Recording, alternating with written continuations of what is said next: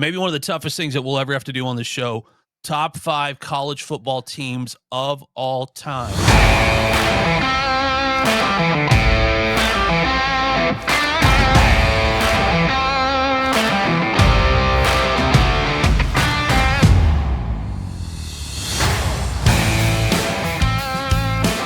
Welcome to the Waterboys College Football Show. Aaron and Strez. We want to give a big shout out to Steve. Oh, I have a mug one, but no A&W. Got to crack open a cold one for our boy Steve. He's hanging out with Creed tonight, so we'll let it slide. Yeah, with arms wide open. You know, if I had just one last breath, and those are all the Creed references that I can think of. A lot of things on the show tonight. We're going to try to cram it in.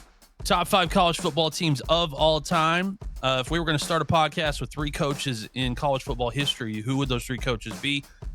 Big 12 Media Days was today and yesterday. Scott Frost had some things to say about the Nebraska job. Notre Dame, speaking of Big 12 Media Days, also Deion Sanders had some choice things to say about the state of college football, and NIL, rev share, all of that stuff. Notre Dame schedule. And I've just got a note here that just says, dang, Irish. That's rough. We're going to walk through their schedule. And this one hits a little bit close to home. One of the greatest college athletic directors maybe of all time. And you could make an argument he might be the best athletic director in the history of college sports. Joe Castiglione at Oklahoma has announced he will be retiring here in a couple of years. And so they, in typical Oklahoma fashion, we like to start these retirement things really out, and that way we're ready when a guy wants to move. So we'll be talking about that. But first, maybe one of the toughest things that we'll ever have to do on this show, top 5 college football teams of all time. And if you're asking what teams, of the modern era, of the modern era. Yeah, we're not going to go back to 74, 75, any of that stuff. But some of the teams that are on this list, I pulled a list together with the help of ESPN and AI. Some of the teams on this list that could potentially end up in our top 5: 2019 LSU Tigers, the 01 Miami Hurricanes, the 04 USC Trojans, several Alabamas, 2013 Florida State, 2010 Auburn, 2000 Oklahoma, 2015 Alabama, and 2022 Georgia Bulldogs. And then there may be some other ones on this list as well. But we're going to try to put together what we think are the top 5 college football teams of all time. So what we'll do is we'll go back and forth. I am not looking forward to this. Just looking through this list, when Aaron and I jumped on tonight, I was like, dude, I cannot believe that you're making me do this. This is impossible. And a little bit cranky because there's no Ohio State teams on here, but I'll let that slide. I think sometimes we want to look at the history of college football and act like college football is not what it used to be. If you look at just these teams in the modern era, we are living in and I'm not talking about from the NIL stuff, all the political junk and red tape that goes on with college football now. But I'm saying this era of college football on the field is the golden era of college football.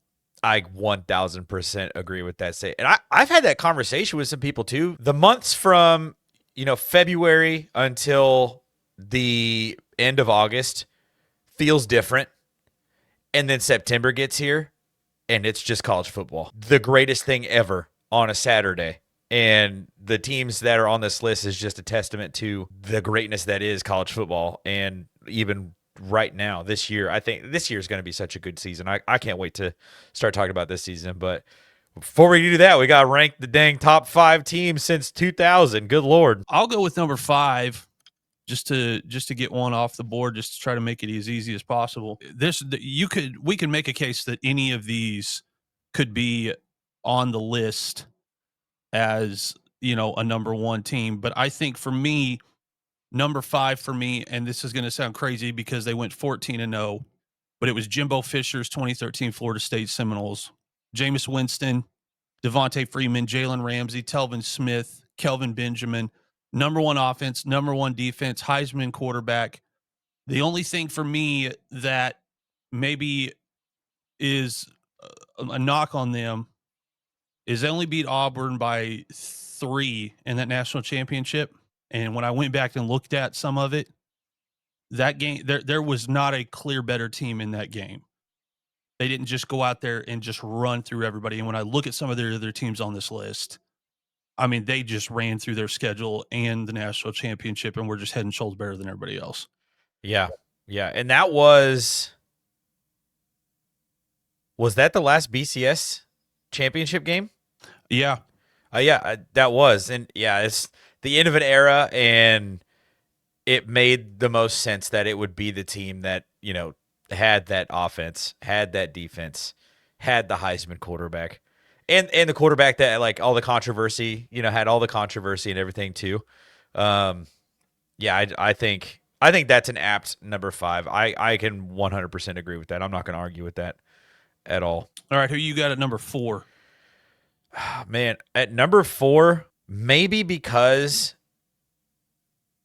I could go back and forth between these two teams, but at number 4, I think I'm going to go with the 2004 USC Trojans. Yeah. It's Reggie Bush, dude. Like, I don't know how you look away from that. That was a Matt Leinart led team as well, and that was just a really fun. I was in 4th grade when that when that season was happening, and that was around the time when I decided I wanted to play running back. And it was in part due to, being a Broncos fan and having a chance to see a little bit of Terrell Davis, and then just watching the dominance that was Reggie Bush and that offense, and how cool Pete Carroll was, and how he wanted to run the football. I think that USC team, they give them their dang ring back. First off, like, can we vacated it for stuff that's legal now. So let's just go ahead and give it back to them. And it wasn't a slouch Oklahoma team they played that year. No. Jason White was a quarterback, Heisman Trophy winner, 42-35 over A&M, 30-3 over Nebraska. And then that was Nebraska was good. That was their last year in the Big 12, and then they beat Colorado at Arrowhead Stadium 42-3. So it wasn't a slouch Oklahoma team. It was just one of those things with that team. You couldn't figure out who do you cover? What do you stop? Do you try to stop Matt from picking you apart, or Reggie? Yeah, and you can't. And once Reggie comes off the field, Lindale White trots on, and he's going to run it down your throat. He was built different. So yeah, that team was unbelievable, and they were so fun to watch. Man, Reggie Bush was. We've talked about him. One of the greatest football players in college football history, undoubtedly. Unbelievable. Number 3, I'm going to go with this one because I going into this national championship, I thought that Texas was the better team, but that 2009 Alabama team, Mark Ingram, Julio Jones, I think that was Nick's first national championship. And when you watched that team, you realize that Nick Saban was a guy who was a defensive-minded coach that was loved running the ball down people's throat. And he played that style of football till just a few years before he retired. That was what they did. And that running back room was unbelievable. And just an unbelievable team. We saw it. They went 14-0. I don't think at the time we realized that we were about to enter the Saban era of college football. Yeah. But that team was unbelievable. So I'm going to put the 2009 Alabama Crimson Tide at number 3. Yeah, you won't have any arguments for me. I'm such a big Mark Ingram fan, and the way that team the way that they won their football games was like quintessential. When you think of the SEC, it's like that was the and I feel like a lot of people think that the SEC still is this version of the SEC from that 2009. That era really, it was 06, 07, 08, 09. I think it was LSU, Florida, Alabama. That era, it was different than what the SEC is today, and this was the quintessential SEC. We're gonna line up, we're gonna smack you in the mouth, we're going to be the more dominant team, and you're gonna understand it on the bus ride home. And so yeah, That's a good pick at number 3. Well, and half of the back then, especially with that year, your biggest problem in the SEC was just trying to make it through that schedule without injury. I think that was the best era of the SEC. They have dominance in the late 2010s too, but I feel like the late aughts was kind of the best era when it first began. All right, so you got number 2, and Yeah. this is tough.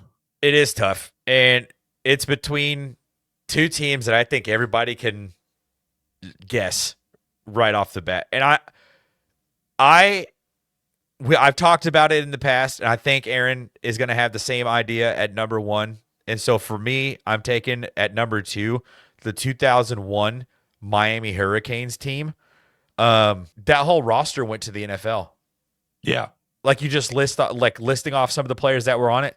Ed Reed, Andre Johnson, Clinton Portis, Jeremy Shockey, Bryant McKinney. Like, it's an unbelievably talented roster of absolute dogs. Like, all of those names that I listed are potential Hall of Famers or already Hall of Famers. Like, it's crazy. And like, these guys were all in the same area and played on the same college football team in the early 2000s. Just to think of it that way is crazy.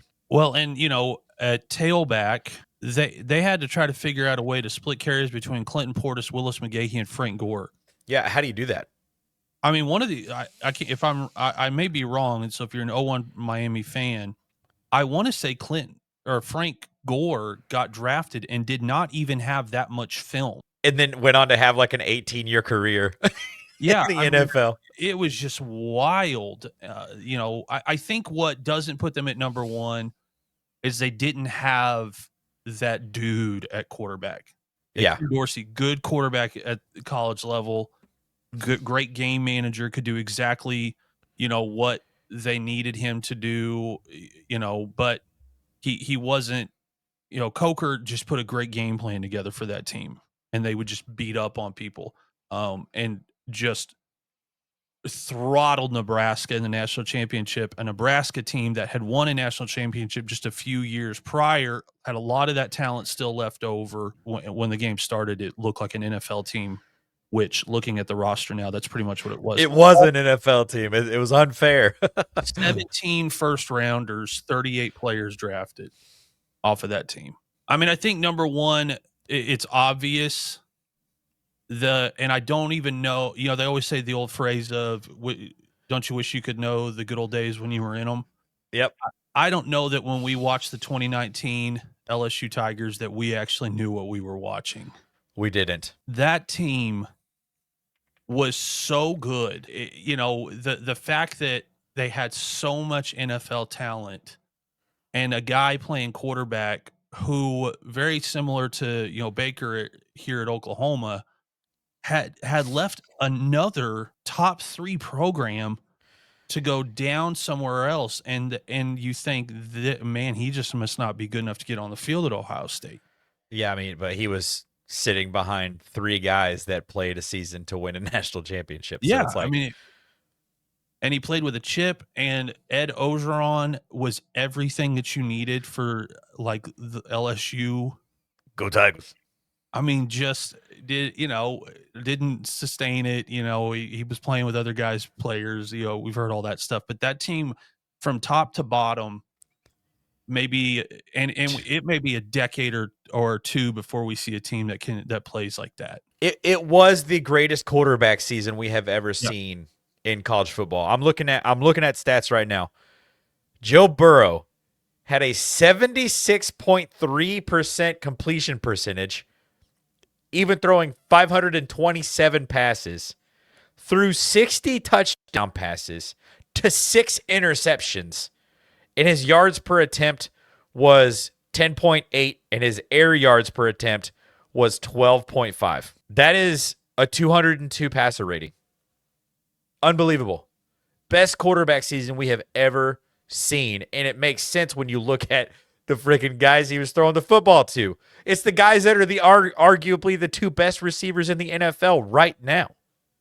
Jamar Chase and Justin Jefferson. Like, what an unbelievable team.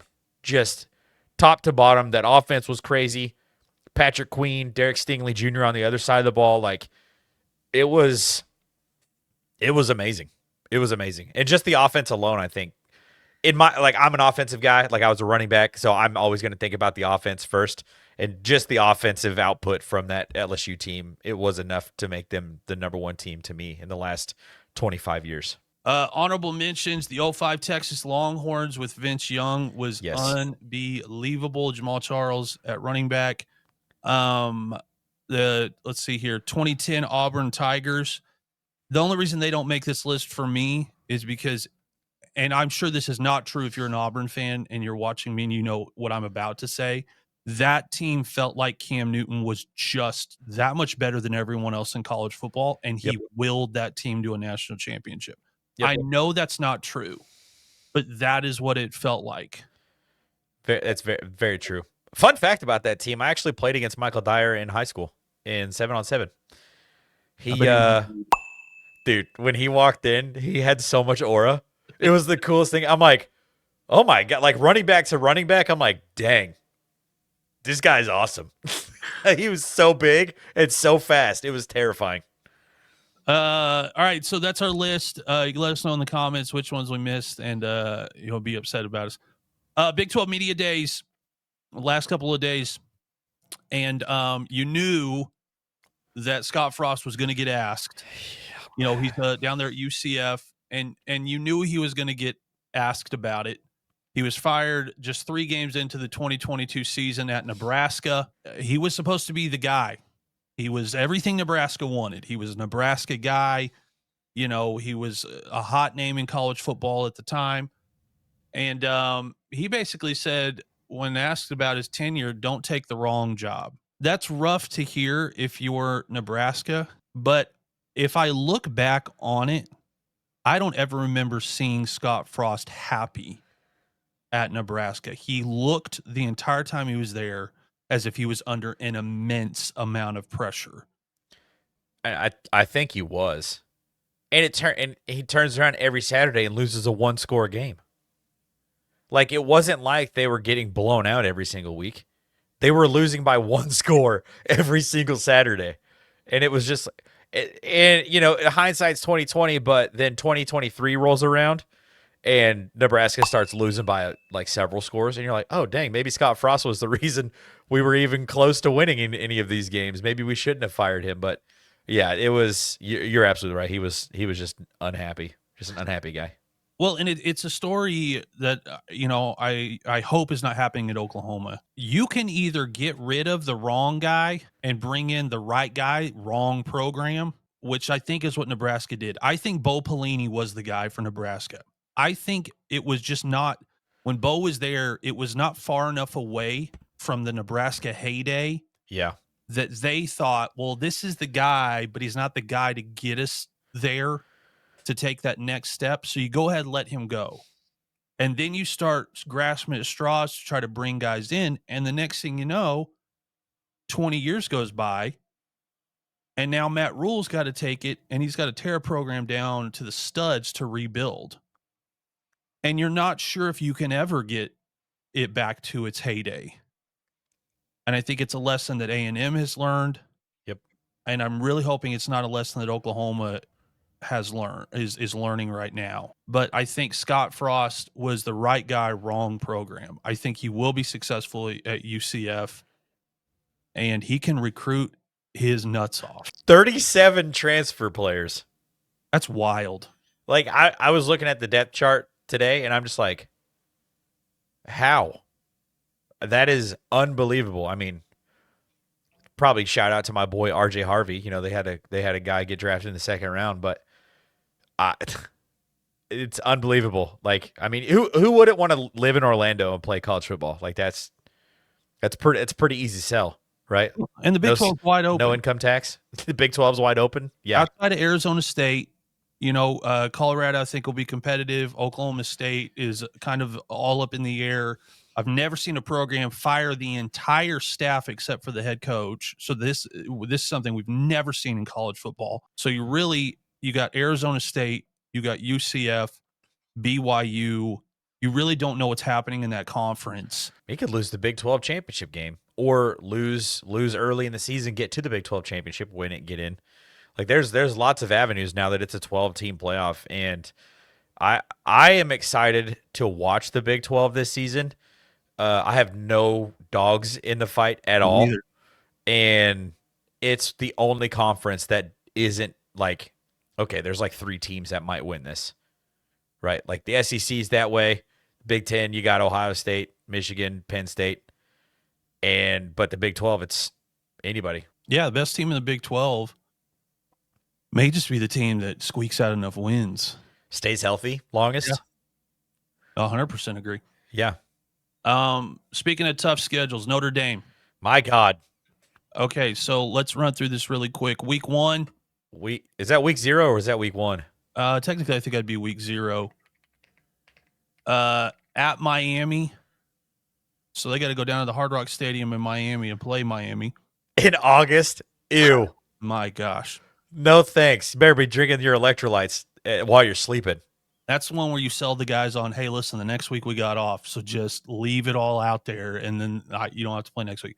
They're off second week. Then Texas A&M goes up to Notre Dame. Tough game. Preseason top 25 team. Purdue always plays them tough. Always. Yeah, and Purdue always is the kind of team that will win a game that they shouldn't win. Yes. Every year. And then once they get done with that 2-game homestand, they got to go down to Fayetteville to play Arkansas. Go Hogs, baby. With shout out Hogs, with Sam Pittman coaching for his job. So that team is going to be playing with a chip on their shoulder. I need to make sure my uncle goes to that game. Yeah, that'll be a barn. He's a Notre Dame guy. Boise State goes to Notre Dame. They can always put a game plan together that can win a game, again, like Purdue, that they probably shouldn't win. That's a tough one. A lot of players left over from a team that did really well last year. Then North Carolina State, and then USC. Then they're off. Then they got Boston College, Navy. Service school offenses really suck to scheme against. Yeah. They've got at Pitt, Syracuse, Stanford. That is a schedule. They have no cupcakes. Like the cupcakiest team on this schedule is probably Pitt, probably Syracuse. And Syracuse won a lot of And they're both like watchable college football teams. And big shout out to their athletic department, because you could do what a lot of SEC, and we'll talk about them since we're in those conferences. You can do what a lot of our schools do. We schedule 3 cupcake games that we know the starters don't have to play the second half, and they didn't do that. Yep, Big Ten does it too. So shout out to them. They're making a case because a lot of the argument was, so if Notre Dame wins 11 games, automatic into the college football playoff. If that team wins 11 games, you are not telling me that's not one of the best teams in the country. It might be. We'll have to wait until the strength of schedule rankings come out, but that's got to be up there with one of the toughest schedules. We were talking about Big 12 Media Days. Deion Sanders was in the press room today, and Deion decided he's going to say the thing everybody's thinking. When doesn't he? I wish there was a cap. Like the top of the line player makes this, and if you're not that type of guy, you're not going to make that. That's what the NFL does. So the problem is you got a guy that's not that darn good, but he could go to another school and they give him $500,000. You can't compete with that, and it doesn't make sense. And then he said, I wish it was true equality. Now they go back to doing stuff under the table. They go back to the agents. Now they've got parents trying to be agents. I'll say it for everybody. We're sick of it. Well, part of this statement, he's wrong, but everything else he said was absolutely factually true. Yeah, I mean, the problem, and we've talked about it on the show several times. Until these players can be employees of the football program and there can be some sort of PA, then that will never happen. This will just continue to be the Wild West. Yeah. And And he's right though too. It's it's those schools that have the alumni base that's going to be able to donate into the the NIL fund and have the connections with the major businesses in the area, all that kind of stuff. And and you're a fan of Oklahoma. I'm a fan of Ohio State. Like, we get it. Our teams benefit from this, right? Yep. Like, Jeremiah Smith just signed a deal with Adidas, dude. Like, obviously my team benefits from this, but at the same time, like, it is tough to see because he is right. Like, some of the programs out there aren't going to be able to really come around to being able to make it year in and year out into the college. It's going to be the same teams in the college football playoffs that it always was. Yep.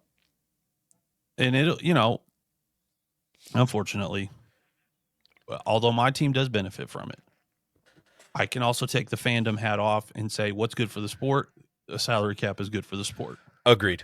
1,000%. Last thing on the show, Joe Castiglione, athletic director of the University of Oklahoma. I've met him several times. He's a gentleman, unbelievable. And a scholar. Yeah, and a scholar. Unbelievable human being. Announced that he will be retiring, I think, in 2030. So they're starting this process early. That's a long farewell tour. He wants to make sure that he leaves the program as good as he can. Here's a crazy stat about him. Of OU's 45 all-time team national championships, 58% of them were won during his tenure. That includes at least one team national title in each of the last 12 years. That softball team is carrying a lot of weight. Hey, shout out softball and gymnastics. Helping us out over there.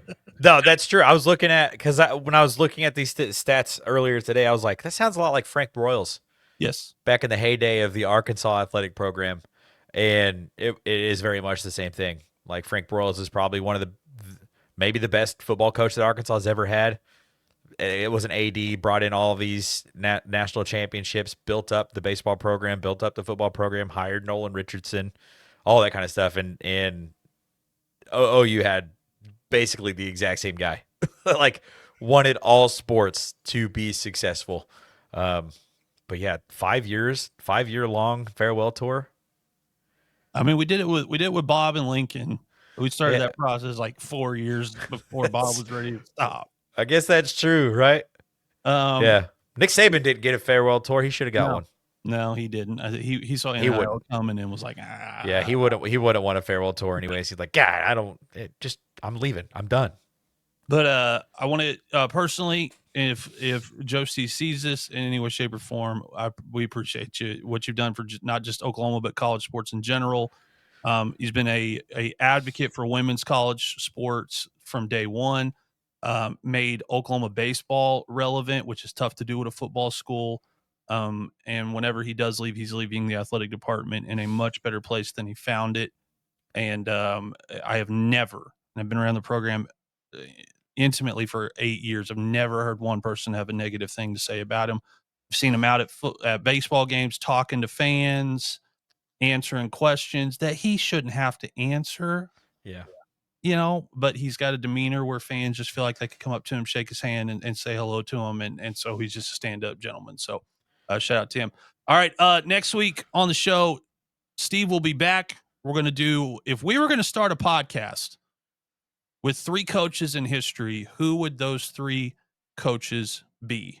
Here on the Waterboys YouTube channel, go follow all of our social media. We appreciate you so very much, and we will catch you next week.